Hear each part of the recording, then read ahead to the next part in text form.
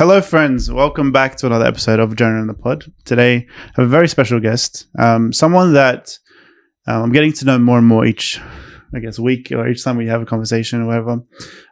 Someone that is definitely has a gift of giving because he has given me way too much, and someone that has, from what I've heard, a very good story. And it's going to be a bit of a testimony episode, but it will also get into other topics and stuff. So everyone, please welcome lovely friend Jason.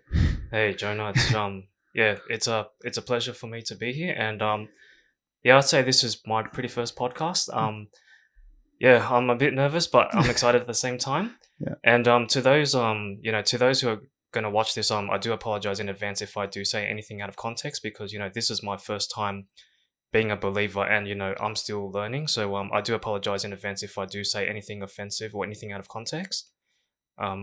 But yeah, I'm looking forward to talking to you about sharing my testimony, and then moving forward, we'll see where we go from there. Yeah, look, I think you'll be fine, and if there's anything that you want, we can always edit it out afterwards. So, I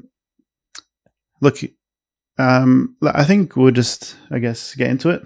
If you want to intro who you are and just okay, yeah. So first of all, my name's Jason. I'm a social worker. My current job is a refugee case manager. So I work in refugee settlement where I work with new arrivals that have just come to Australia, and I help them with specific needs such as housing, education, employment, and any other needs that needs to be supported and addressed. And I also support them with what goals they want to achieve as they arrive in Australia, because every client that I work with each of them has their own story and why they come to Australia and what goals they want to accomplish. I think that's all I've got, unless you want me to elaborate on that. No, it's fine. I think when I ask people I can't speak English. When I ask people to introduce themselves, they're always like they get stuck and they just talk about work or they talk about one specific thing in their life. That's fine. Maybe did you say how old you are? If you want to share that. I'm 32, but there are some people that say to me that I still look like in my early 20s. Yeah, I'll say that. I'll take that as a compliment, but really, I'm actually 32. So yeah. Jason has a lot of interest, and I remember the first time that we were in a Zoom call. It was a Zoom Bible study together, and then Jason private messages me because he sees my background. It was not my background now, but I had Dragon Ball Z stuff in the background. Yeah, I think that was the first time I saw you in the Zoom. We never met officially prior to that, but when you were in the Zoom call and then I saw all your Dragon Ball collection, I was so happy at the same time, and I was trying to figure out who you were because I love anime so much as well, and back in school I got picked on because of my interest in anime, so it was good to know that there are other people for sure that love anime such as yourself. So I think that's how we connected first before getting to know each other about how we came to know God and such. It's the small things that can bring us together, right? That's cool. Yeah. Okay, let's get into the meat of things, I think. Yeah, sure. If you don't know Jason, then I guess you can learn more about him as we speak. But I think we're going to go through your life before Christ a little bit, and then we'll get to life after Christ. So if you want to share about that, and then I'll ask whatever questions and whatnot. So there's a lot to tell, so I'm not really sure where to start, but I'll just I think I'll just go with it. So first of all, I was born and raised in a Vietnamese family. So I grew up in a Buddhist community. And even though I was born and raised in a Buddhist community, I didn't really practice Buddhism that much. So I pretty much got the guidance from my parents. And, I really wasn't that devoted at the time because I was so young. I didn't know what I was doing. So whenever I went to the Buddhist temple, I just followed what my parents did. But I couldn't really practice that much because of the language barrier. So I speak broken Vietnamese and English, but anything that's educational or anything spiritual or religious, I can't speak or do anything in Vietnamese. So I think I thank God for that, because if I did practice Buddhism and then I came to be a believer of Christ, that would have made things more complex. Mm. So I did attend like Buddhist classes during school, but I didn't practice that much because of the language barrier. So I think that was a blessing in disguise. Mm. So even though I'm not a Buddhist anymore, well, I don't know if I did consider myself a Buddhist at the time. There are some values of the Buddhist faith that I still carry with me up to this day, because sometimes it's hard to let go of what you were exposed to. Um, so so from a cultural perspective, I still see myself as a Buddhist, and just for the respect for my family and culture as well. But if I'm like someone who believes in God, then I think um, I should practice in the name of Jesus. Mm. So that's how I see it. But I do know that the Bible teaches us that you can only serve one master, and that's only Jesus. Yeah, But in my absolutely. case, it's a little complex for me. But because yeah, I still like to think that I have connections with my Vietnamese culture and the people that are my relatives.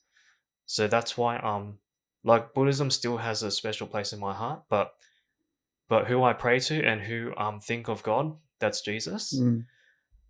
So yeah, so that's a bit about my Buddhism background before I came to know Christ.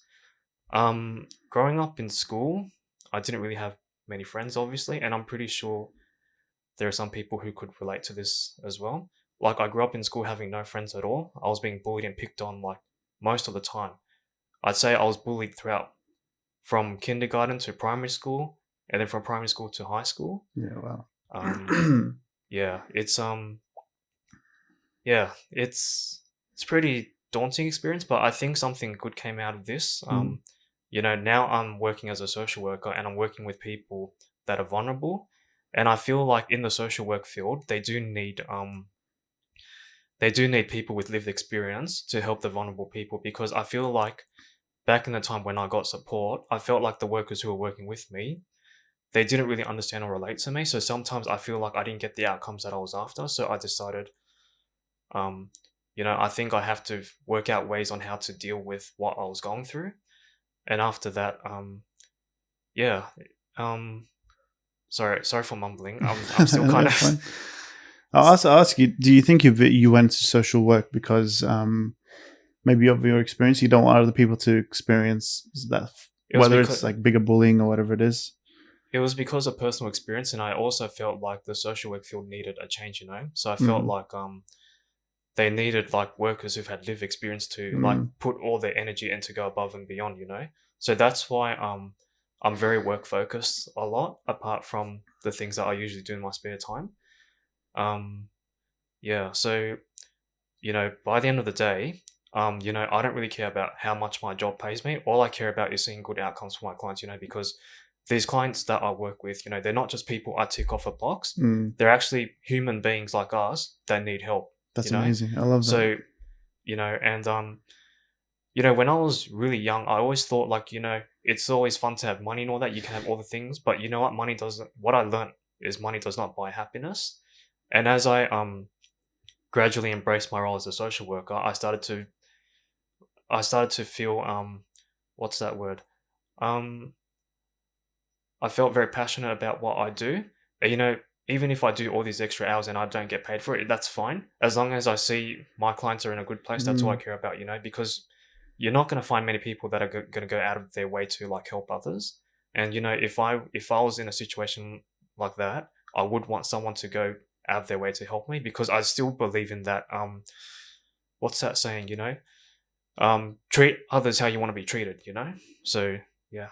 Yeah, that's amazing. I really respect that. Like, I love that thought. It's like, firstly, you went into it thinking like, I want to make a change, which is powerful because I don't think many people have that. Yeah. The second thing is you finish the day like not about the money, but just like, I want to have helped someone, which again is such a blessing, and such like a good mindset to have. I think we can all learn from that, to be honest. Yeah. Yeah, what a blessing that's. Yeah. Okay, Google just lost its mind. Oh, okay. I don't know if the mics picked that up, but Google was just losing Yeah. it. Yeah, I respect that so much. Yeah. Yeah. So moving forward, so I didn't have many friends in primary school and high school. High school, as you would expect, was a challenge for me. So year 7, you're surrounded by new kids that you've never seen before in primary. So that took me 1 year to adapt. And then I moved into year 8. So by year 8, we've known each other by then. So we've all like built these friendships and stuff. But unfortunately for me, I went through another difficult phase. So the school I went to was a non-selective school, and because my parents felt that if I was in a selective school, I have a better chance of doing well in the HSC. And then at the time, like academically, it sounded like a good idea, but socially, it didn't sit well with me because I can't. Because if I move to a new school, I have to start from scratch all over again with my social life. So that was really, really hard. And I remembered when my mum first told me that, I'm going to apply for you to go to Sefton High School. So that was the selective school I ended up going. But Sefton is actually a half community and half selective. So they mix the students up together. I remember the first time she told me I was going to Sefton, I was like heartbroken. And, I'm like, what? I'm like, it sounds good from an academic perspective, but don't I get a say in this? Like, because, our parents have parental consent if you're under 18, so I felt like I had no choice but just to go with it. Yeah. So I had to put on this brave face that, that I'm happy, but inside I wasn't. So I remember being so upset about it. So I had to make the most of.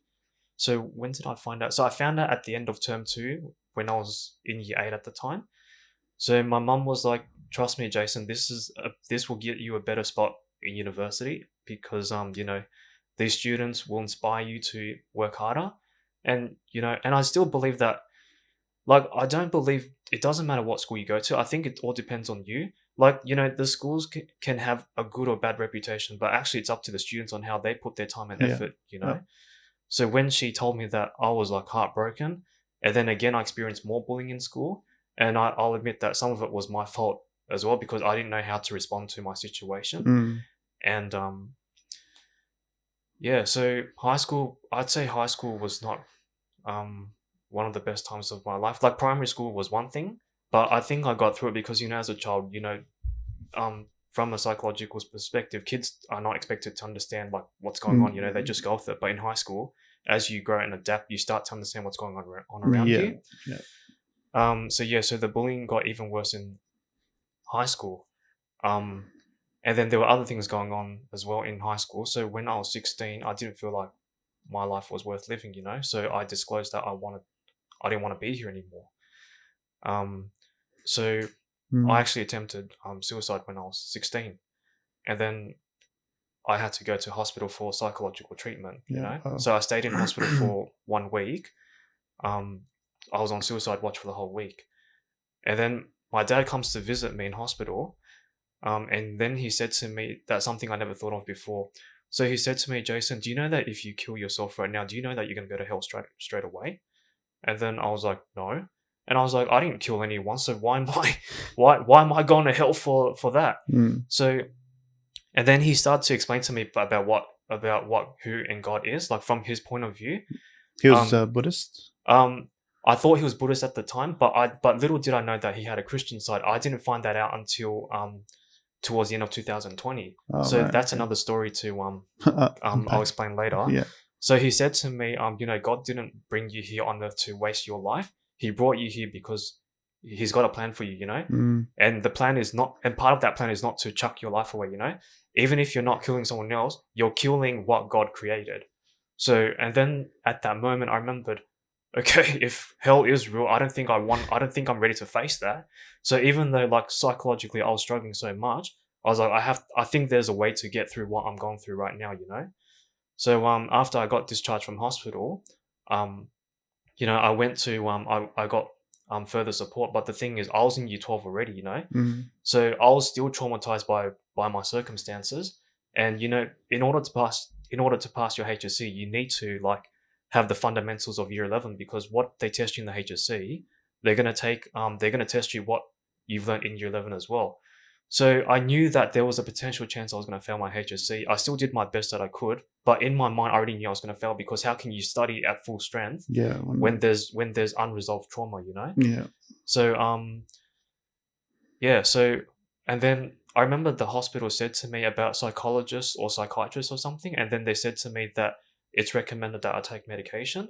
and I was studying PDHPE in my senior years, and I did some research about it.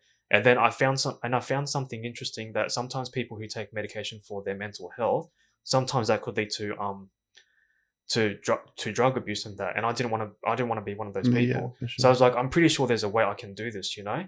So in year 12, I stopped going to counseling because I didn't think it was helping. So I had to like find my own source of motivation on how to get through what I was going through, you know? And then this goes back to what we we're just talking about when I first met you through Zoom, and I saw your Dragon Ball Yeah. collection. Close this window. There's a lot of noise coming outside. No Sorry worries. about that. Yeah, no worries. So I found myself reliving the 90s again. Like, you know, I got back.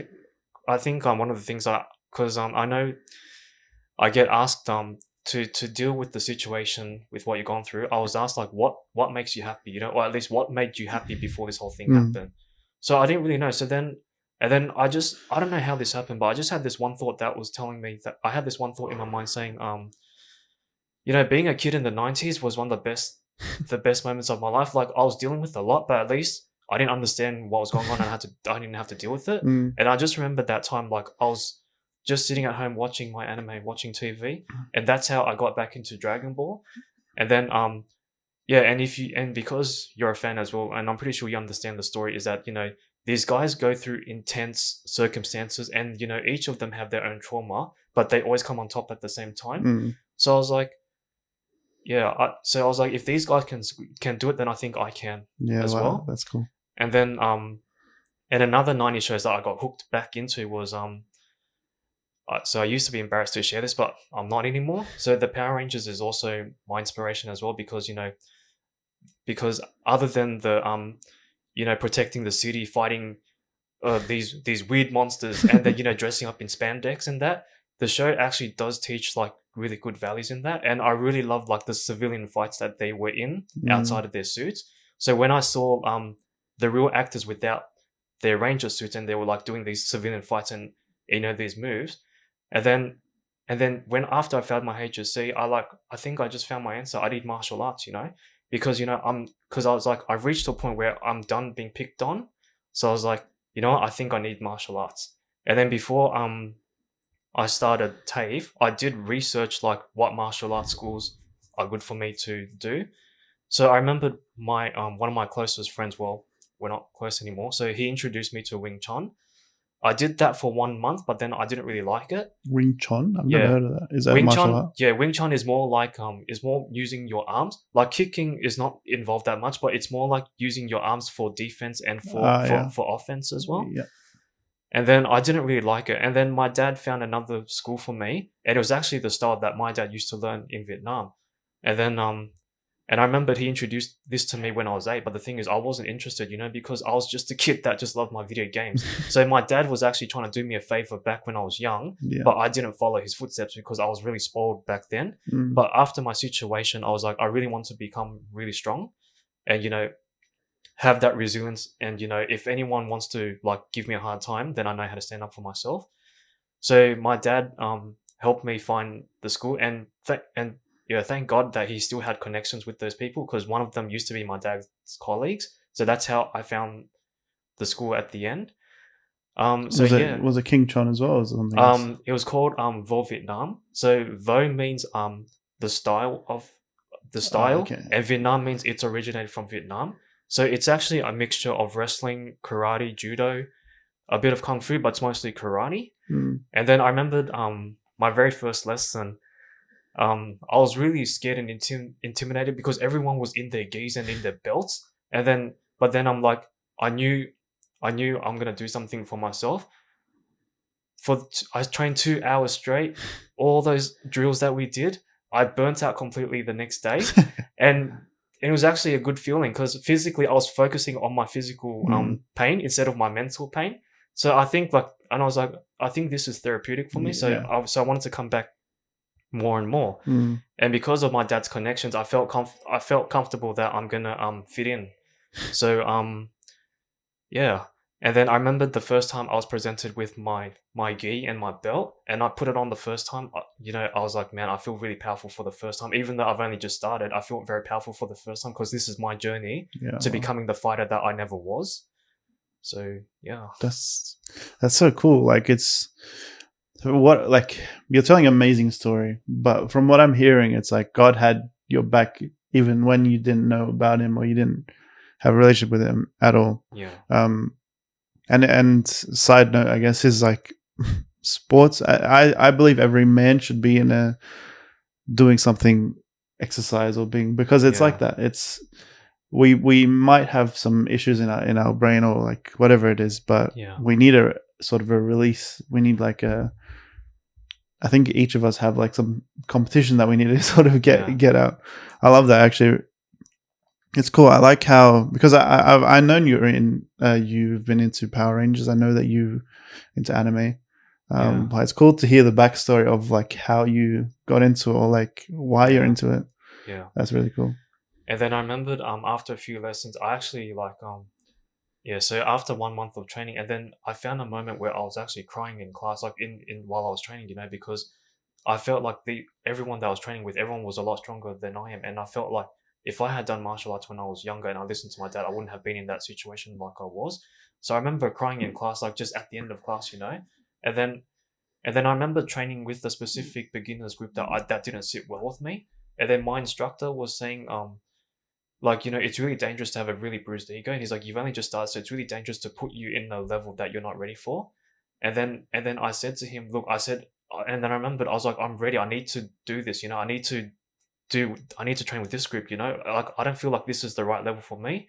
And then all of a sudden I bursted crying, and then he didn't know like what was going on with me. So so um yeah, so the training finished at 8:30 like as usual, but he stayed back extra time with me to understand like what was going on, and he didn't understand why I just like got emotional.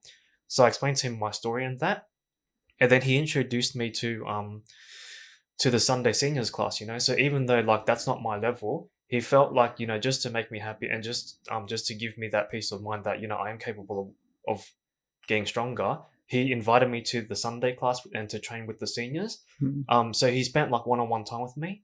And then, he's like, Jason, I know you've been through he spoke a bit of Vietnamese and English, but he was like, Jason, I know you've been through a lot, but I just want to reassure you, if you're patient and you're willing to learn, you'll get stronger, okay? Yeah. This is just your first time, so we don't expect no one expects you to be strong in a short time. But he's like, but I can see the motivation in you, and that's what I really like to see. Mm. And then yeah, and then months down the track, I start I started to make new friends, and I started to forget about why I was even here, because just like in just like in Christ, how in Christ, we are brothers and sisters in Christ. In my martial arts, my instructors were like, we treat each other like brothers and sisters. So as I built that relationship with them, I started to forget like why I'm here. So I started to feel my inner peace again. Mm. And what I think one of my fondest memories was when the guys from New Caledonia invited us to come train with them, because the style that I learned is taught in 33 countries.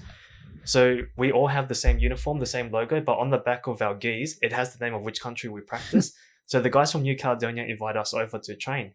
And that was actually my first overseas trip. Oh, that's cool. And then at the start, my parents felt like they couldn't afford to pay Mm. for my trip, because we were still in debt to pay off the mortgage. But then they were like, you know what? And then surprisingly, they paid for my airplane ticket, and that was my birthday present, because I went a few days after my birthday. So How old were you at this time? I was 19 when I went to New Caledonia, and then I was like, man, I'm so excited. I'm willing to see what these guys got to offer us. My first night in New Caledonia of training, I was drained. These guys train harder than we do, and then I felt nauseous. And then I didn't want to look weak in front of everyone, so I had to keep Just kept going and going. going, kept going. And that was like the craziest thing I've ever done.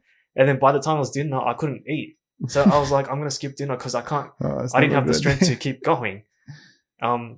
So it was 9 days and 8 nights. They gave us the most intensive training sessions, and it was like really good for my physical and my mental health. Yeah. And I actually left afterwards because like there were some good moments, but behind the scenes there were some issues going on, and then I left. And it's also because I have a shoulder injury.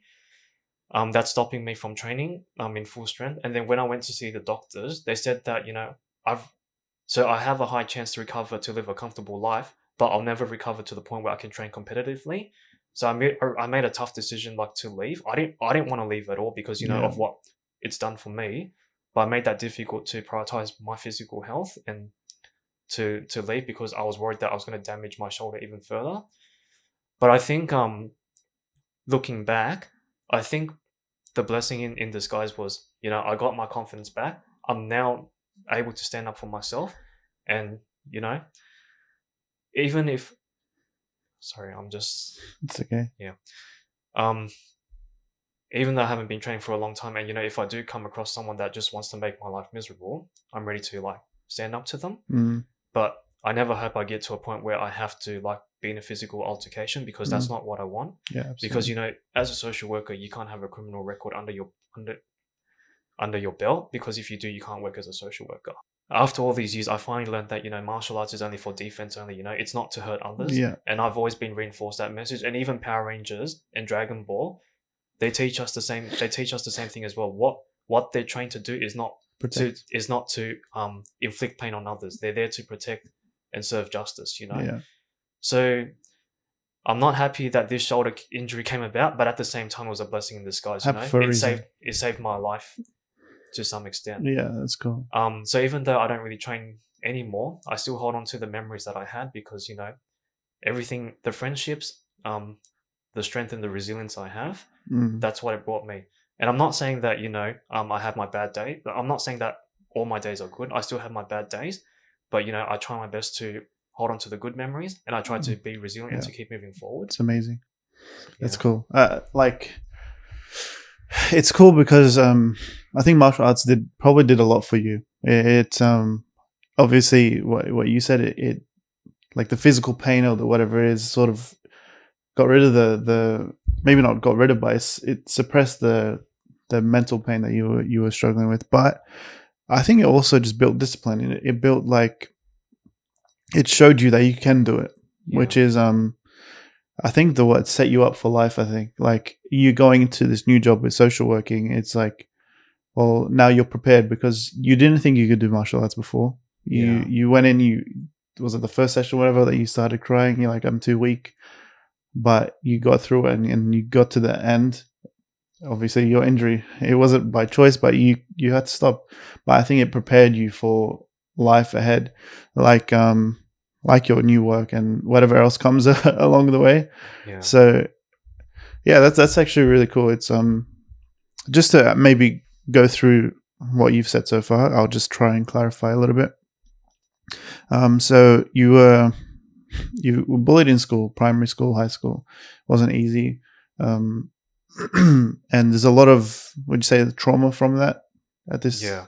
There's a lot of trauma from that. And then when you were 16, obviously the worst happened, where you reached the low and you wanted to end your life, which is so upsetting. Yeah. But I'm going to say God saved you, and your dad reassured you. And then was it a few years after you found martial arts, or? So I found martial arts when I was 18. So that was like right after I finished high school, because so I actually failed my HSC, so that hit me even harder. Like prior to doing the HSC, I already knew I was gonna fail, because how can you study and like revise when you're not in the right mental capacity? Yeah, for so sure. Once I got my results, I was like, I hit rock bottom. I don't know if that's the word. Yeah. And then I was like, I'm done with people interfering with my goals, and I want to do something about this. So I started training when I was 18, and then I left 2 months after New Caledonia, because my injury got even worse and worse. So I had to prioritize that. So I've recovered to the point where I can live a comfortable life, but I can't train competitively now.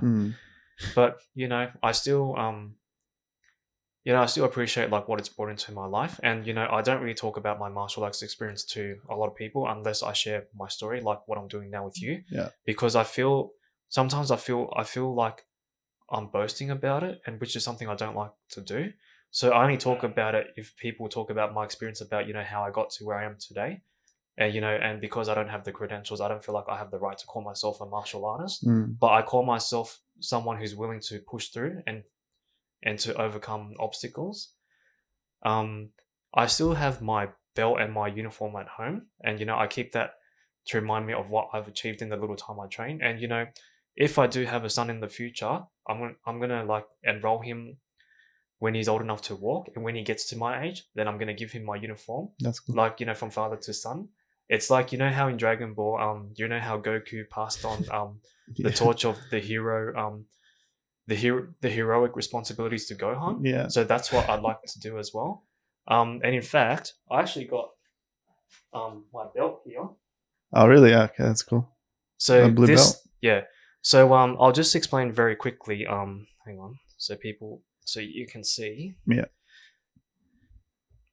So for audio listeners, he has his blue belt out. So what level is blue? Because I know a lot of martial Okay. arts are different. So as I mentioned, this is the style that I learned. Maybe show the camera.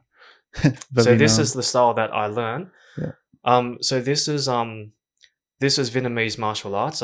It's more of like I said, a mixture of a lot of things, but it's mostly karate. Mm. So the yellow belt in Vietnamese karate is equivalent to black belt karate. Oh, okay. So when I first started training, I started off with a light blue belt. So how in karate they start off with the white belt. So every color of the belt in Vietnamese martial arts has its like representation of what it symbolizes. So the light blue means it's like it's the start of your journey as a martial artist. But the blue symbolizes that we're trained to be calm, like water. So the blue means water. The yellow means we're trained to be strong, like the sun. And then it comes to red belt. Red belt is after years of training. The martial arts is in our blood now. So we got that skill and capacity in our blood. And the white belt, I forgot what color what it symbolizes, but I know that's the grandmaster level, which is really hard to get. Yeah. So the belt I've got right now, you need at least 3. So you need 3 stripes to get to yellow. The next one. Yeah. Which is something I never got to do, but Cool. life happens. And yeah. So I plan to pass this on to my future son. That's if I do have one in the future. So yeah, that's you really can cool. have a look if you want. That's really cool. And outside, so thick. yeah, I think you're the first person to get a glimpse and hold my belt. Yeah, that's mad. I feel honored. And this is my first martial arts. So this was my first martial arts certificate that I achieved when I got my blue belt. So you can see that there's a bit of Vietnamese writing in English as well. So that was my first martial arts award. That's cool. 2010. Wow. That's really cool, actually. I'll just show the camera so they can see. I don't know if you guys can see that. Hopefully there's nothing that is too personal on that. Yeah. But no, it's just my full name, what belt I got, and the date I got it. Yeah. So yeah. That's cool. Brought props to like Yeah. That's amazing. So after the martial arts, it seemed like let's say like Power Rangers anime and martial arts were the things that sort of got you out of this rut. Maybe it gave you some hope, or it gave you like it showed you that you were possible. You have the ability to do what feels impossible. Yeah. Yeah. So what happens next?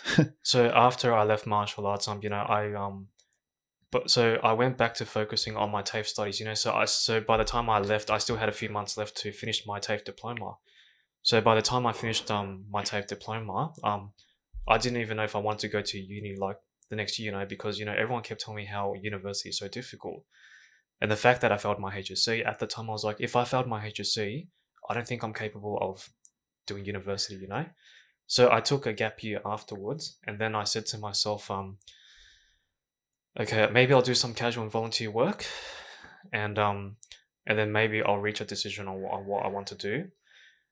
And during that gap year, my parents were not happy that I took that gap year because they thought I was wasting my time. But actually, having a gap year is worth it because you take the time to like practice self-care, which is something that we never got to do during our primary and high school years because we're studying like constantly. Yeah. So I did some casual work and volunteer work, and I was actually practicing driving with my dad. So even though I finished my 120 hours, my dad didn't let me do the driving test because he felt that I need more driving lessons, because my dad was saying that he didn't feel safe while I was driving. So so it actually took me 5 years to get my red P's. So my dad was a very strict coach and driving instructor for me. Yeah. So I did some volunteer work with the children's festival. And before I started university, I did Australia Post Christmas casual for 4 months, and before that, I was like, you know what, I'm gonna give uni a try. You know what, whatever I dealt with in the past, that's the past. You know, this is the now and the future. And then I was like, you know, I'm gonna give university a try. It doesn't matter what people think of me. I'm gonna give this a shot because this is my life. I want to give it a go. You know. Mm. And then I told myself, if I fail the first 2 years, then I might drop out, because, you know, uni fees these days are really expensive, you know? And then surprisingly, I passed my first 2 years. And when I got to my third year, I was told that because we have work experience in the third and fourth years, they cut off exams completely for that. So that made me really happy, and I had a chance to pass uni. So I enrolled into university 2013. So I studied social work for 4 years, and then after that, I graduated in 2017. And then the story of how I found my current company, that's a story for another time, because, you know, there are some things I can't really disclose on Yeah, camera. that's fine. Yeah. So I got my first so my friend from uni reaches out to me one time before I graduate. He's like, "Hey Jason, my workplace where I did work experience is looking for some youth casuals." So I applied for that, and I secured a job. And then I did that youth role for 9 months. And when I found out that they weren't going to renew my contract, I was like, I have to switch. I have to find another job immediately. So externally, I looked for every single job that I can think of, and they all knocked me back. Mm. And then I found another job in child protection, and I only applied to be a casual. But then at the time, they needed a new Vietnamese case manager because there was no Vietnamese applicants that applied. And then I remembered when I sent in my application to do the casual role, they called me for an interview, and then they say, "So Jason, you've congratulations, we want to offer you a job interview, but for the role of case manager." And then I was like, "Hang on, I didn't apply for this job, so why am I getting the interview for this?" I'm like, "Are you sure we got the right Jason?" And then, and then they said to me, "Well, the thing is, you're the only Vietnamese applicant that's like put in an application, and we need a Vietnamese case manager who can take on clients." And then I said, "No, because why would I do a job that I don't have like experience in before?" So I thought I should start from scratch. Mm. And then I remembered, and then 10 minutes later, I called them back and I say, actually, I want to do the interview. I didn't want to get that job. I actually called them back to do the interview because I wanted to see what the questions would ask, so I can prepare for that the job as well. Yeah. And then I tried my best to fail that one because I didn't want the job. And then I don't know what I said that made me stand out. So anyways, when I left that interview, after I did the interview, I left and I was like, you know, I didn't get it because I don't want it. And then I get a call the next day saying I got it. And I was like, what? And then I was like, that's impossible because I'm pretty sure I didn't do that well, you know? And then they said to me that my answers really stood out and they really desperately needed a Vietnamese case manager. And then, so they decided to give me a chance. Yeah. And then that's when I realized, I wasn't too stressed for the interview, because you know that when you're stressed, you don't do your best. So anyone watching this, here's a lesson for you guys. If you want something, don't care too much. Don't care. Then you'll do your best. Yeah, it's true. If you overthink it, then you become less of yourself, I think. More of your thoughts. Yeah. Yeah, I like it. So moving forward, so I think it was my second year of doing. So I did that job for 4 years, but I think in my second year, that was where I met my ex-girlfriend. So my ex, we met at the time. So she was a casual in another department, you know. So I remember the first time she came to the office, and then she looked a bit lost, and then I was thinking, who's this beautiful person walking in? I don't know what she was doing, but she seemed a bit lost. So I tried to help her around just to get to know the office, and then I don't know, I just took the time to get to know her, That's and then yeah. So moving forward, after a month or two, we became friends. Because she from where she's from, she doesn't have that many friends apart from her own, apart from her family and her school friends that she went to school with. So when her contract ended, we decided to keep in touch, you know. And then I didn't know that she was in a relationship with someone else, so I didn't really talk to her that much. And I think after she left my company, I think my role was just to like help her find work, because from where she's from, she needed to like to provide and support her family as well. So when I found out there were job opportunities that I think she could take on, like in my company, I helped her apply because I knew she needed work, you know.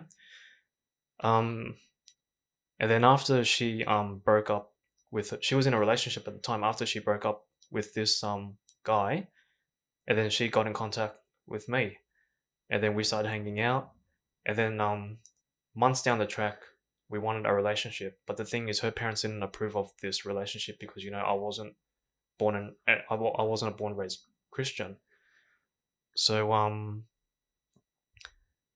yeah. So moving forward, sorry, I keep saying that because I'm still mumbling. I'm just trying to find the right words here. no, you're fine. So her parents still approved of me being her friend, and then after a year and a half, they can see that I made her really happy, because she always came home with a smile. So her parents finally came around and they said, if you want a relationship, you can, but on the condition that he has to consider coming to know Jesus. And then at the time, that didn't sit well with me. Like why would I just change? My faith just for another person to please another family? That didn't sit well with me. And because like this was the first time I felt like I found someone that I thought that genuinely cared and appreciated me for who I was, I didn't want to lose that connection. So I made that decision to come to Christ, not knowing that I did it for the wrong reasons. So it was a blessing for her and her family, but it was a disaster for my family on my side of things, because they didn't really approve of this happening. Like my dad was a bit on board, so this is where my dad comes in now. So I can't believe, like, when I was 28, I finally asked my dad, like, what do you believe in? So then my dad finally told me the truth that after my parents escaped the Vietnam War, he ended up in so my mum ended up in Australia and my dad ended up in America. But I think where he was in America at the time, there wasn't many Buddhist temples, so there was a lot of churches, and then they needed a place. My dad and his family needed a place to stay, and there was this church that was willing to like take him under their wing on the condition that he comes to know Christ. So he started attending church with his family, and so after 6 months of coming to church, he got baptized. So his dominance is a Lutheran Christian, but he still carries the traditions of what he practiced as a Buddhist. So my dad was a bit on board with this relationship with my ex, but my mum was definitely not on board with this at all. But eventually we broke up, not just because of the difficulties between our families, but there was other stuff going on too. So I think it's strange that, like, when two people come together as a couple, that's when people learn about each other, that they see sides of each other that they don't really like. So that's what me and my ex went through. So she basically ended the relationship because she felt that we were not compatible with each other. So yeah, interesting. So you went through. So after the martial arts thing, you went to uni, then you found a job. I'm just seeing it as like God's hand in everything. It's really cool, but we'll get to that. And and then you found a girl at this workplace, right? Was it at the workplace? Yeah, it was at work. Yeah. And she was a Christian, or her family was Christian? She was an Orthodox Christian. Yeah, okay. So yeah, then her family didn't really like that you weren't Christian. Yeah. So they were like sort of forcing you to become a Christian sort of thing, Yeah. like for the wrong reasons. Interesting. Yeah. That's yeah. So is that your life before knowing Christ? Or are we going to get into That how? was my life before I came to Graceway. All right. So Yeah. what year is this? 2020 that you? So it was towards the end of 2020, but then I came to Graceway in March 2021. So that's another story about how I found Graceway. So after the breakup happened, I think my dad was the one who saw me at my most vulnerable. Yeah. And then my dad was saying to me, Jason, I think, you're as an adult now, you should like learn to deal with these things properly. And he was like, if you're not dealing with this properly, then I would suggest you go to pray, like go to the Buddhist temple and pray, because he's like, he feels peaceful whenever he prays. But then he was like, but if you're serious about becoming a Christian, then I would suggest you go to church first, learn about it, and see if this is right for you. Do not do this for anyone else except for yourself, and it's because you want to do it, not for anyone else. And then after the breakup, I spent the next 2 months like working extra hours that I'm not getting paid for, because that was my way to forget what's happening in the real world. Yeah. And then in March, just before my friend's wedding, I went for an evening walk because I felt like. So I went for evening walks every now and then just to clear my mind of what's been happening. Yeah. And then one day after work, I go for a walk, and then because I live around close to the church, so I found the church, but because I saw the light like so bright from the church, so I wanted to go see what was going on. So I found the church. I knew the church was there from the beginning, but then when I saw the light, I was like, I wondered where it was coming from. So I followed the light, and then I went and I found Graceway. And then little did I know, I accidentally interrupted Bible study, and I didn't know at the time this was the moment that was going to change my life. And then as I came in, I saw the Bible study. I saw everyone there, and then I quickly tried to leave because I felt like I was interfering. And then I think it was Kayla. Yeah, she came out to me and she was like, "Is everything okay?" And then I just tried to make a quick cut short, and I was like, "I just want to know what your opening hours are, but I can see you guys are busy." So I tried to leave, and then she calls out Badil to talk to me, and then I'm thinking, "Wait, is he a priest as well? What do I say to him?" Because I've never had a one-on-one conversation. Yeah. And then I remember when I first met Badil for the first time, he told me he was a pastor. So that was the time. That was the first time that Badil and I first met, and then I shared with him like how I knew Jesus from the beginning. Well, obviously that was for the wrong reasons. So then, and then it was really late at night, And then I remembered it was 9:00. I was there till 9:00, and then he offered me a lift home, and then I'm like, no, because I was like, no, please don't do that, because I'm a stranger. How do you know I'm safe or not? Because you shouldn't be offering a ride to a stranger. But he was really kind enough to like take me home because he wants to make sure I got home safe. Yeah. And then he invited me to the next Bible study, and sorry, I'm just trying to. No, that's okay. Take your time. Yeah. He asked me, so do you believe that Jesus died for your sins? And because I heard that very often, so I said yes. He's like, do you believe that Jesus is God? So I said yes. And then he asked me, are you willing to accept Christ today as your Lord and Savior? At the time I said no, because I didn't know who Christ was. So I'm like, I can't accept someone that I don't know really well, but I'm open to the idea of coming to Bible study and then see where that takes me. That's cool. So it's funny because like you were walking and you saw a light and you followed that light, which is I think it's ironic sort of thing, because we're supposed to be lights of the world. So it's funny that you found the light and you started following it. That's really cool. That's mad. Like I said before, it's like God was working in your life for that specific moment where it's like everything that leads up to this, it's like it was just placed in there. And then it leads to a point where you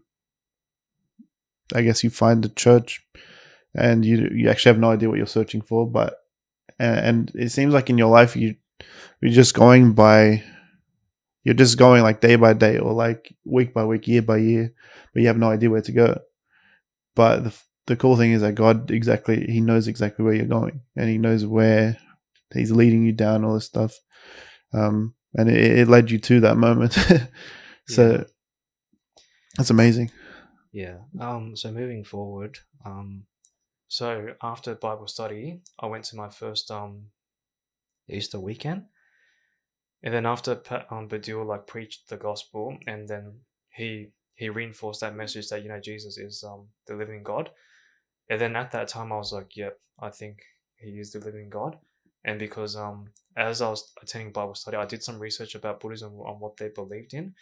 So surprisingly, in Buddhism, they don't believe in the existence of God. And then I was like, so why was I raised my whole life to believe that Buddha was God, or at least God existed in so many forms? Mm. That didn't make any sense to me. And then after I discovered, my perspective changed that Jesus is God. I wasn't ready to accept him at the time because I was still new. And then obviously 4 months later, we got into lockdown, and then I remembered nearly all employees made the COVID vaccine mandatory. And then I get a call from my manager saying that Jason, you need to take the vaccine. If you don't, then we have to let you go because it's mandatory. And then I was like, but I'm not ready to put something in my body that I'm not sure that's gonna work. What's the point of doing that if there's a chance that it will kill you eventually? Yeah. So then I was like, I think at some point later all employees are gonna make it mandatory. So so then I made the snap decision, yeah, I'm gonna take the vaccine, but I knew that there's a chance that I could die. So this was the second last day before I got the vaccine when my manager called me. So then the next day, I just thought about my afterlife the whole time. Like, if I die now, where am I going to go? And then that day, I had a team meeting with one of my colleagues about work. And then halfway through the meeting, I cried in front of him. And he's like, what? He's like, why? He's like, are you okay? He's like, half an hour ago, you were okay. And he's like, I don't understand why you're crying. And then we had to cancel the meeting and I had to tell him what was going on. And he's also a Christian as well. So to comfort me, he shared some Bible verses with me to reassure me that God is with me. Mm. And then I didn't really work that day. All I did was just check my emails and just had my phone on in case someone called me. I spent literally the whole day thinking about my afterlife. Mm. And then I was like, if I died now, I'll probably go to hell because I haven't accepted Christ. But if I accept Christ now and give him my life, there's a chance that I will enter his kingdom. And the idea of my soul going into the kingdom of hell, into hell, Yeah. and like falling into evil hands, that didn't sit well with me. And then I called Bashar, Badil and Sukhan. I was like, guys, can we if you guys aren't busy, can we do a Zoom call or something? So I created a Zoom link and then I invited them all in. Yeah. And then at the time, I did consider getting all the young adults involved because I was part of the young adults group chat at the time. Yeah. But I was like, I think I should keep this low key. So I invited them and then I told them about my thought process. And then they were like just silent. And in my head, I'm like, guys, you're supposed to help me out here. I'm like, you need to motivate me for a decision. Yeah. I can't just like do all the talking. And then as they sat there, I realized it was my decision that I had to make. So without anyone influencing me.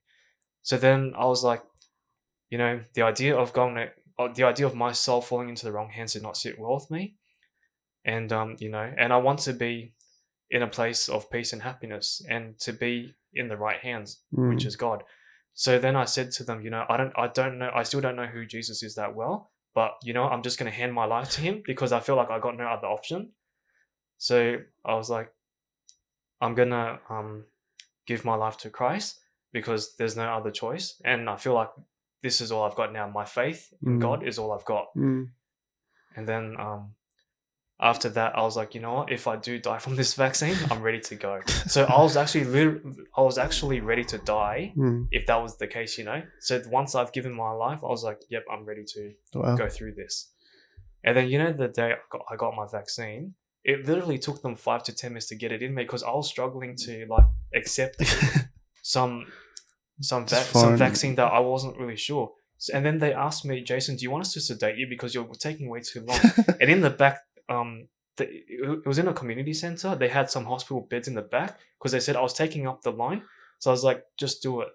And then I was completely traumatized, and then I stayed in bed for the rest of the day that day. Yeah, well, yeah. Look, it's it's interesting that because I don't know, everyone has their opinions on COVID and whatnot, but in my eyes, it seems like evil a little bit. So it's cool that God used evil for good, because that's when He brought you to sort of understand, I guess, who He is. And as soon as you accept Him, or like you're not even afraid of death anymore, I think that's a testament in itself. You understand the power of God. It's cool. Yeah. And then after the vaccine, things start to settle down for me, you know, and then I kept thinking about that night I spoke to Bashar, Badum Sukona, you know, I was like, did I make the right choice, or did I make this out of fear? And then I still struggled with that transition, you know, but then I asked myself, in future, if I was to face a matter of life and death again, would I make the same decision to come to Christ? So I was like, yeah, I probably would. So that made the transition much easier now. And then in June 2022, I remember I attended a prayer meeting, and then I did tell the guys that, you know, I'm considering about getting baptized, but I'm kind of scared of the whole process because, you know, it sounds like a pretty full-on process. Like, you know, once you've accepted Christ, you have to get baptized and you have to share your testimony in front of a lot of people, and that was something I wasn't ready to do. And then I remember they gave me reassurance that, you know, you already got spiritually, you got baptized from the day you gave your life to Christ, but now this is the baptism in the water baptism is a symbol of you declaring your faith in public. Yeah. And then, you know, and then I got baptized in October. So that was like a few months later down the track, and you were there, and I remember before my baptism, I wasn't ready at all, but I just kept telling myself, you know, I had to do even though I wasn't ready, I had to do this, you know, because it was the right thing to do. And then that day I got baptized. In my head, I was like, I'm not ready because this is something I've never done before, but I knew because, you know, I can die anytime soon. So that's why I did the baptism as early as possible, you know, because if there's a lesson to be learned here, you don't take time for granted because you don't know how much time you've got. Like, I feel like, correct me if I'm wrong, I feel like most of the youth these days, they think they have all the time that they have to themselves and in the future, but the thing is, God has a plan for everyone, you know, so we don't know when we're going to go. So I told myself, if I'm going to die tomorrow, or I knew that I only had months to live, I should get baptized. So again, I got baptized on what's that word? On the fear that I could go anytime soon. Wow, it seems like there was a lot of that leading you to do things. Oh, your fear of death was like it was a catalyst to do stuff. Or would you say fear of death or fear of like after death? I think a bit of both. Yeah.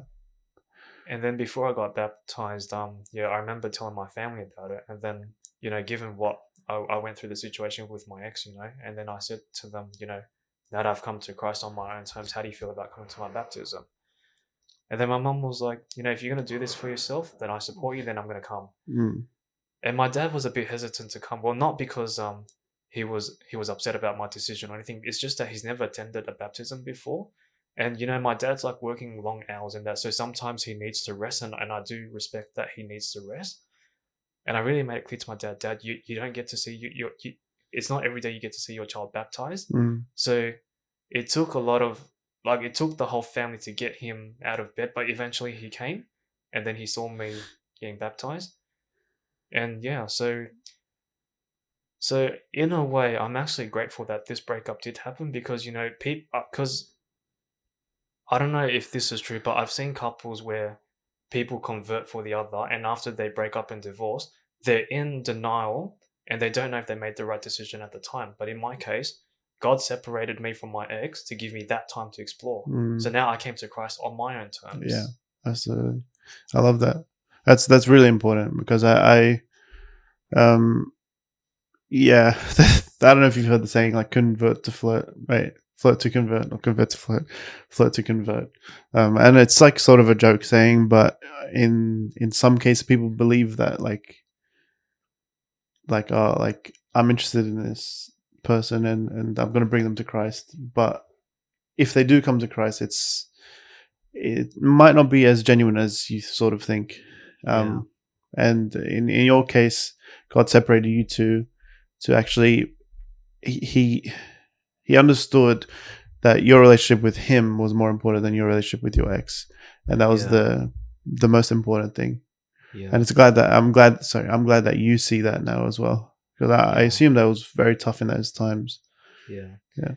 And then I remember the night before my baptism, one of my friends who actually came that day, she calls me and asking me how am I feeling, and I said, to be honest, I don't really know if I'm ready. It's either my own doubts or maybe the devil's trying to trick me, because when Satan knows that you're drawing closer to God, he hates people that draw closer to God. And I think all those doubts I had in my mind before the baptism, I think that's what he was trying to do. But then somehow I found that strength to keep moving, and I was like, you know what, I've made it this far. There's no turning back, so I better do this now while I still got the chance. And then to be honest, when I gave my testimony that day I got baptized, I wasn't 100% ready, but a little part of me said, you got to do it, just do it. And then after Badil got me out of the baptism water, it was like a weight off my shoulders. Yeah, that's amazing. It's literally the metaphor. It's like you've been renewed. That's the whole baptism, is like you're immersed as one person, and then you come out as a whole different person. And it seems like that's what you felt, which is pretty cool. But I'd say that I've seen lives transform of other believers, because people have like let go of their old self to become the lives that they're living right now. So with my experience, I don't feel like I've reached that level, because I've lived, because I used to live my old self for 28 or 29 years. So as I mentioned before to other people, like it's hard to like just suddenly, what's that word, change. flip to go 180. But I think so I still feel like I carry some old personality traits from my old self. But I think the difference I see now is that I've started to see God's work in my life. Like, he would intervene when I'm in trouble, or he would pull me out of circumstances that don't serve me. Well, be reassured by this. Firstly, personality shouldn't really change. You are who you are, and God made you who you are. Obviously, the sin is a thing that should change. But I'm going to bring it back to your martial arts.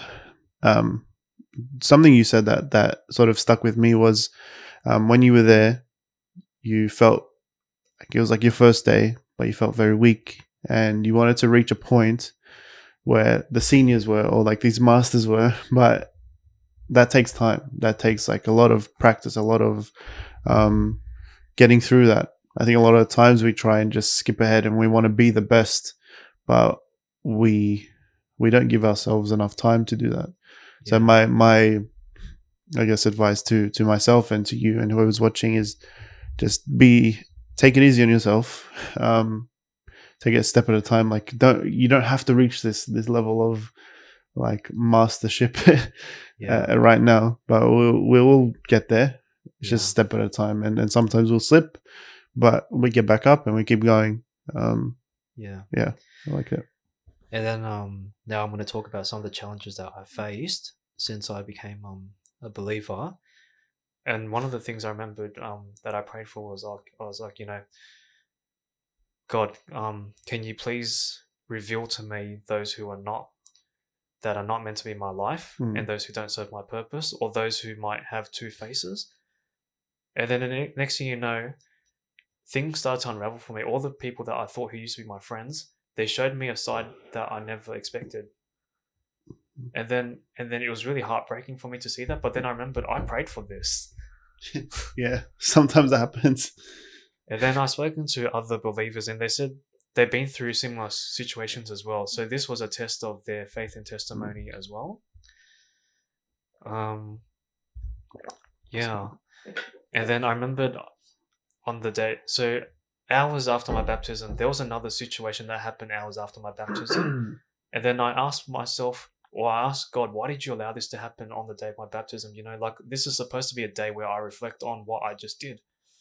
And then I wasn't happy afterwards because this situation just happened at least 7 hours after my baptism. So I was like, God, why did you allow this to happen? And then so after my baptism, I did kind of slip back to my old self because I didn't understand what was going on, you know, because I was still new. And I think what I've learned is that, you know, God never promised us a perfect life. He promised us that he'll be there through the good and the worst times. But I think what happened that day was a test for me. Will I still come to continue following God after that? And then after that, I did slip back a bit. I didn't engage much with the church community. I didn't really read my Bible that much, but I did come to church on days when I felt at my lowest. And then so then I was still in doubt. I'm like, God, this incident happened hours after my baptism, and this is something I don't want to think about whenever I think about the day I got baptized. And then months later, I start to see God's work again. So that's how I got to the point where I'm thinking, what happened that day? My baptism doesn't reflect on that incident, but it reflects more about how I gave my life to God. And the senior adults have said to me, you know, your baptism ceremony went really well. Everyone was there rooting for you. The ceremony went well without being interrupted. And I still go through these trials and doubt, but I think my faith is still there because when things go wrong, I still pray to God by the end of the day, you know, because, you know, like the Bible says, everything that we have here is temporary. So all we have now, apart from our family and friends, our strength and faith in God is what matters the most. Yeah. So even though I still go through trials and doubts, I'm not saying that my journey has been straightforward. There's still obstacles that I'm trying to overcome, and I'm still and there's still unanswered questions that I still have. But I feel like having faith in God and Jesus is all I've got. Yeah. So that's what I try to. I absolutely love that. Yeah, look, in what I've experienced, something similar to yours. I think baptism is so powerful, and sometimes it's when the devil will attack most. So he tried to strip away from your relationship with God, and he tried to made it about like the incident that happened, whether it was work or whether it's friendships or whatever it is. He tried to take away the focus from God and made it on that. And it's because you decided to proclaim Christ, which the devil hated. You know what I mean? But yeah. And earlier this year, I don't know if you remember, but I was on leave for 5 weeks because I had way too much leave at work. Because so what happened was I put my name down to work for the Christmas holidays, and then one of the high management was saying to me, Jason, why do you have 3 months of leave 2 to 3 months of leave that you haven't used? I said, no one told me anything, and then I only take leave if I want to travel. So like, Jason, you need to start taking leave now. So I don't know what's the word. They forced me or they pushed me, but they said, Jason, we're giving you 5 weeks. You need to take leave. And then I think this was God's plan as well, because during that 5 weeks, I did come to church more. And then that's when we met Pastor Daniel and his wife at the time. And then throughout those times, I did reflect about my life as a believer and then what I went through that day after my baptism. And I think after I got baptized, I think Satan got really angry for me for doing that. And I think he did that to stop me from sharing my testimony to my family and, you know, to people that could potentially become believers in the future.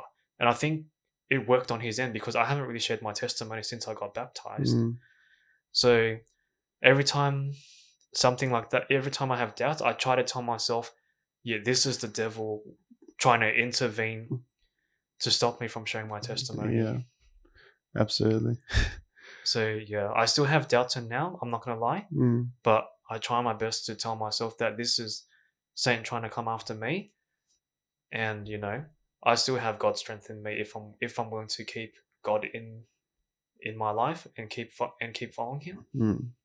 So, so what now? What's the next step for Jason? Um, Are you not sure? Sorry, what do you mean in what? What's the next step? Like what? Like, so I assume what the story that you've told is your story, and I think we're up to date now with your life now, right? Are we always missing a few things? I think we might be missing one or Oh, two more things. okay, we'll get there. We'll get there. Yeah. So I think there's another thing I want to mention about is how you said that I'm a very giving person and that. So before I came to know Christ, at least one person that I think of very fondly, he was the one that influenced me to be a very giving person. So this goes back to Power Rangers. So I don't know if you remember the guy who played Tommy, the Green Ranger, the White Ranger, then became the Red. I don't know if you remember that. But yeah, so his real life name is Jason David Frank. Like on screen, he was like, this ultimate ranger that everyone looked up to because of his martial arts, his fighting, his strength, and the strength to keep on moving forward. But behind the scenes as an actor, he was like something else, like I've never seen before. I remembered he came to Australia in 2015. He was doing like a convention in Melbourne, and then he decided to come to Sydney to visit. So the first Power Ranger movie that he did was actually based in Sydney, and I didn't find that out until I was 19. So one day he posted on his social media, he's like, if any of my fans are here, I'm gonna be at iFly Penrith. If anyone wants to come down and say hello, by all means feel free, come down and say hello. So I think I only had 4 or 5 hours of sleep that night because I was excited and all that, Yeah. So even though I didn't get enough sleep, the energy to meet him was there. So I remembered I went to the reception and then they asked me, also, how can we help you? So I said, I'm just waiting for someone because they were expecting me to pay for indoor skydiving, which I didn't have the money to do. Yeah. And then I see Jason walking up the stairs and then I was like, oh man, this is for real. I'm meeting the very first Power Ranger, my most favorite. Yeah. And then as he's like far away and I'm like standing there, and then I look at him with that big smile. And then he looks in my general direction with the other fans and he notices us smiling at him. So he knows we were fans. The first thing he does is he comes up to us and he shakes each of our hands. And when you go to conventions and you ask for photos and signatures, those things are pretty pricey, but he did it for free for us, So, and then I've seen him do panel, and then I've seen what he does for the fans. Like he's very, very giving, and he's like he doesn't care how much these things cost. He's like he wants every fan of his to have a memory of what he's done for their life, because money can't buy happiness, And I remember whenever he did like a convention, because he's the most popular celebrity when it comes to conventions, And when he does these conventions, he signs until the last fan standing. He doesn't sign. He doesn't sign for the last person at the time the doors are closed, So he's willing to do the extra hours because he wants all the fans to go home with a happy smile. And then the following year, he came to do another convention in Sydney, so I went again, because it's Jason, Yeah. And apart from talking about his time on the show, he talked about his life and what he's been through and what he does and how he gives to others. And then I remembered while I was listening to his panel, I was like, yeah, I used to live a life where I'm expecting too much from people. So I was like, you know what? I'm going to try his way and see what happens. And I remembered what he said was when you give to others, don't expect anything in return, because when you have expectations, you're going to be disappointed at the end, which I've experienced most of my life, and I'm pretty sure others have. Yeah. So when I started doing his way, I give to others without expecting anything in return. And when I get things in return, I was like, oh, okay, I didn't expect this. Yeah. So I still believe, like, if you put kindness into the world, kindness will come back to you. And then during lockdown, everything, all the borders were closed. No traveling was allowed. all conventions were closed. So that's when online conventions started. So he organized online virtual meetings for fans who want to talk to him. And then I paid a lot of money just for 10 minutes, because the maximum we were allowed was 10 minutes. And then as soon as we started, he told me I was the first person to do this with him. And then I was like, wow, this is like so cool. Like for us to share the same first name in real life, and for me to be the first fan to do it, I was like so happy, Yeah. So after 10 minutes, I was expecting him to end the call because I paid only for 10 minutes, but he actually extended it to 20 minutes Oh wow. because That's it was a cool. lot of money that I paid for, Yeah. So we exchanged stories of how of how we got to where we are today, and I talked about how his character and how the show impacted my life. Mm. Yeah, it was like to spend 30 minutes talking to my favorite celebrity / ranger. That was one of the best convention experiences I've had, even though it was online. But for him to give me that time, I don't know. There's no words to describe. Like I'm beyond grateful. Yeah. So then cool. I'm like, I was inspired by what he does. So that's why I do my best to be very giving, Yeah. without expecting anything in return. So apart from like all these things, all these terrible things that happen in my life, when you see the good attributes of myself, it's because of Jason David Frank. Yeah, that's cool. I would say it's because of God, God that used Jason. Yeah. But yeah, that's really cool because that's something like. So I don't know if you've heard of the spiritual gifts, but one of them is giving. And when I see you, that's like the first thing, because like you have given so much, and I would say I also have the gift of giving, but it's in a different way, I would say. And the Bible tells us that it's more blessed to give than it is to receive, and I think you can. You probably say that, but when you give, it's like allowing, like making people happy or making people feel a certain way. It's like a better feeling than when you receive that. And just to add more about Jason David Frank, he's actually a Christian. He's actually a believer as well. Oh, and then wow. I remembered the first time he talked about Jesus was when I was 18. I didn't really understand at the time like what Jesus meant to him and that. But I remembered he had a tattoo on his arm, and he created his own brand called Jesus Didn't Tap. So that's more of like, because Jason David Frank was a martial artist. Yeah, he also got into MMA. So his brand was Jesus Didn't Tap. It means Jesus never gave up. Yeah. That was his That's cool. branding. And then he shared his testimony. I've seen one of the online videos of how he came to know God. So this all started when he lost his brother, his older brother. I don't know how old he was, but that took a toll on him because they were pretty close. So that's how. So I think his wife was a believer at the time, and she introduced him to God, and then she took him to church, and then that's how he came to know Christ, and he gave his life to Christ because that's all he had was his faith. Yeah, that's cool. Yeah, man. When you tell me your story, I've said this so many times in this podcast, but I can just see how God protected you, and He gave you what you needed. He put you in times what you needed. He showed you Jason David Frank, was that his name? Yeah. Yeah, he showed you him, and he's like, this is the image of me. That it's a small image of Christ that I'm going to show you, Jason. And it's cool that he was a believer. Like, Yeah. I really enjoyed. I don't know if there's anything else that you would want to talk about. So I think, I don't know if I should say this or not, but unfortunately he's no longer here with us anymore. It's really sad of what happened for him. But I think moving forward, I think if he was here right now, he wouldn't want me to be sad over his death. So I think I think as a fan of him, and now as a believer of Christ, I think Jason Frank would want me to like carry on the lessons that I've been taught. Absolutely. To honor his memory. Yeah. So yeah, like I remember the first day I found out he died. Well, I didn't know if it was true or not. I thought someone was playing a silly prank on us.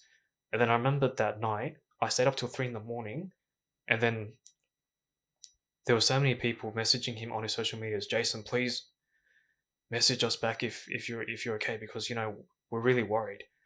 And then I remembered at 3 in the morning when his family and co-stars confirmed that he died. Like, I just spiritually, I don't know what's that word. In my heart, I just died because I feel like I lost an important part of my life, Yeah. And then yeah, and then I remember I came to work.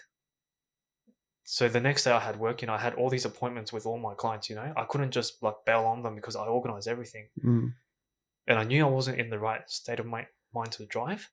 So I took public transport to avoid being in an accident, because, driving is really dangerous if you're tired, Yeah. And then the next day I came to work to the office, and then people say to me, I look like a mess. Are you okay? And then I cried in the office, and people had no idea what was going on. Yeah. Well. So then I just told them that I lost someone very important to me, and I didn't expect this to come. And then because his Ranger color was green, I nearly cried again in the meeting because outside the office there was leaves that were green. so I had to like really hold it together, And then I accepted, like, it is what it is. And I've met him, and he's made an impact on my life, and I intend to carry that for as long as I live. Yeah. Look, I think that's good. We've been going out for like an hour and 25 minutes. Yeah. So if there's anything else, like any final things that you want to talk about, we can. I don't think there really is, but if yourself or if any of you are watching this, if you still have questions about what I've just shared in my testimony, by all means, don't be afraid to talk to me. I'm happy to answer any questions. But there's obviously a lot of things that I can't talk about because just for the privacy of everyone. For sure. So yeah, I know I look like an introvert and I can be very quiet at times, but I won't bite. Don't worry. You can ask me anything. I'm willing to answer any questions that you've got. Okay, I love it. I haven't really done this on the podcast, but I would love to pray for you and your family, and even Jason David Frank's family. If you don't mind, sure. Let's pray.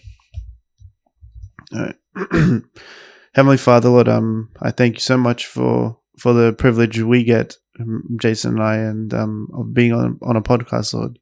Lord, I thank you for the love that you have shown him, Lord. I thank you that in his life we have just seen your hand over even in the times where he doesn't know you, even in his lowest times, through his family, through celebrities, through martial arts, Lord. We have seen your hand through it all, Lord. Lord, I thank you for the love and the goodness that you have shown him, Lord. Lord, I pray for his family. Lord, I pray that Jason can be the light in wherever he goes, whether it's at work, whether it's at home, whether it's at church, wherever it is, Lord. I pray that he can be the light, Lord. Lord, I thank you for the life that you have given him. I thank you that you have gotten him to this point, Lord. Lord, I want to lift up, even though I don't know the guy, but Lord, I want to lift up Jason, David Frank's family into your hands, Lord. Lord, whether they're grieving right now, whether they're being comforted by you, Lord, whatever it is, Lord, I pray that they can understand who you are, and they can understand how big you are compared to all these things, Lord, that they may be thinking, Lord. Lord, I pray that you can give them comfort. You can give Jason comfort. Just be with them, Lord, because we know how strong you are. We know how powerful you are, and we know how much you love us. And that love is undefeated, Lord. So, Lord, please be with all of us. I pray for whoever's watching that they may be impacted, Lord, in whatever way it is. We love you, Lord. We thank you in your Son's beautiful name. Amen. Amen. Amen. All right. Well, thank you, Jason, for coming on. Yeah. Thank you all for listening and watching, and I hope you did enjoy the story of Jason. It was a lot of insight for me because, a lot of stuff I didn't know about you, and like I said, I see God working in you and in your life. It seems like. Yeah. So yeah, is there any final words you want to say to? So to those who are watching this, so if there's one piece, if you're watching this, and if there's one thing I want you to get out of this, is think about where your life is right now. Think about where you stand with Christ, and and if you're thinking about giving your life to Christ and being baptized, do it as soon as possible, because you don't know how much time you've got. And after learning from my experience, I want to advise you guys: don't ever take time for granted. Make a decision as soon as possible. Like that. Yeah, thank you again, Jason. Again, thank you all for watching, and I will see you next week. And yeah, peace.